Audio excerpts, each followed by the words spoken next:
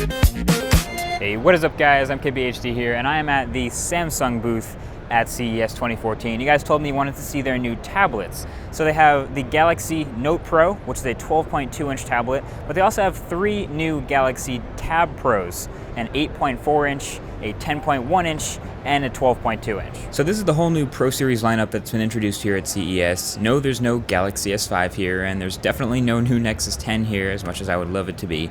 But these are actually some interesting tablets, and it seemed like a lot of you guys were curious too. So taking a look here, of course they have all the same faux leather back and stitching as the Galaxy Note 3s, and they actually kind of feel the same way in the hand, including the difference between colors and black versus white. And the series is of course a whole range of screen sizes, as I mentioned, as Samsung likes to do. But you don't really realize how big a 12.2-inch tablet is until you get some perspective. So here it is. Here's the Galaxy Note 3. As we know, that's a 5.7-inch display. And then we have the Galaxy Tab Pro 8.4 with, of course, an 8.4-inch display. Then the Tab Pro 10.1, and I can guess what the final screen size is, the Tab Pro 12.2, which is the same size as the Note Pro. They have a 12.2-inch display. Pretty massive.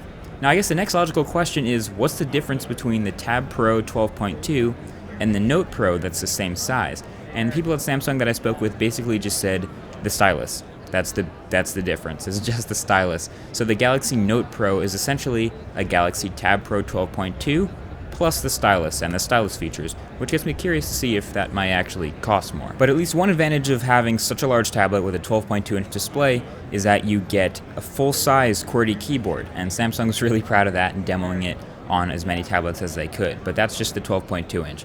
But really, these are Pro Series tablets, so Samsung is emphasizing the multitasking features. In fact, these larger ones actually allow for 4-way multitasking mode that lets you drag an app to each corner of the display and use them all at the same time, same way as you could on the Note 3, except now you have 4.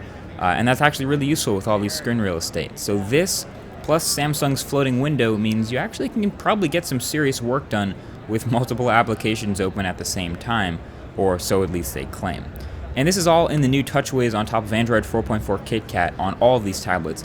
And you can kind of tell by the gray color scheme in the notification bar and by some other subtle changes, but really it's all about TouchWiz again, and you could probably never tell what version of Android it's running if you didn't check. But the notification bar is the biggest change I noticed. It's way more colorful and bold, which is pretty amazing considering how colorful and bold TouchWiz was in the first place. And there's also a new whole tablet UI with all these panels that reminds me a lot of Chameleon, which was a launcher on Android earlier that allowed you to move around and resize the different panes.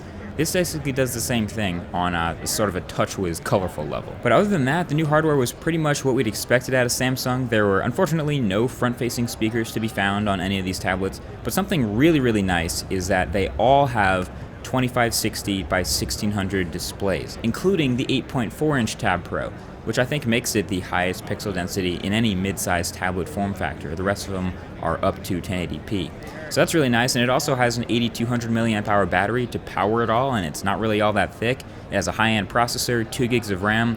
Sounds like a really nice device, and of course I need to get my hands on it and test it for myself to know, but if it's actually as good as it seems, then I'm pretty excited for the Tab Pro 8.4. Oh, and also these Pro Series tablets all have SIM cards, so you could technically make phone calls from them if you're into that. But either way, that's been it, guys. I was actually really excited to see these new tablets, the Pro Series, even though the Note and Tab series aren't going anywhere, because these are the first devices running Android 4.4 KitKat and that have TouchWiz on top of them. So we'll likely see a lot of these new improvements, maybe not the multitasking, but a lot of the enhancements in something like the Galaxy S5 when it comes out this year with Android 4.4 KitKat on that. So that's our little sneak peek at the new TouchWiz on phones.